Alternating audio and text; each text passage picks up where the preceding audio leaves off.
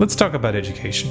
In most Western countries, school is compulsory and state enforced. Truancy can result in fines or even jail time for parents. This isn't just a result of state coercion. On a cultural level, education holds a sacred status much like that of religion. This is an institution that most never question, and that's a problem. Did you ever wonder how it is that kids spend 13 years from kindergarten to high school supposedly being prepared for life, yet when they get out, they don't have any real skills? 13 years and kids aren't taught how to grow a garden, how to build a house, how to fix a car, how to balance a checkbook, or how to cook a healthy meal. 13 years and kids come out without even rudimentary concepts of how to organize or lead groups of people, without even a glimmer of understanding of how to resolve conflicts nonviolently. And we call this an education?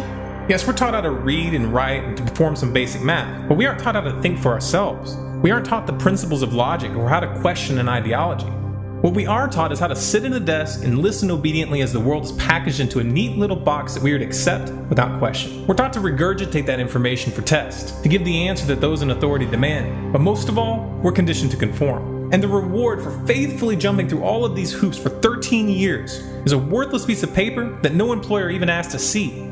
Kids exit high school barely qualified to flip burgers at McDonald's, and even for that, they have to be trained. 13 years is a long time. That's most of our childhood. To have this much time taken by force with such pathetic results is unacceptable. The problem here isn't a lack of funding. The problem here isn't poorly trained teachers, lax regulations, or low-quality curriculum. The problem is our entire educational paradigm. The system isn't designed to prepare children for the real world. It's designed to format their minds and condition them for a life of subservience.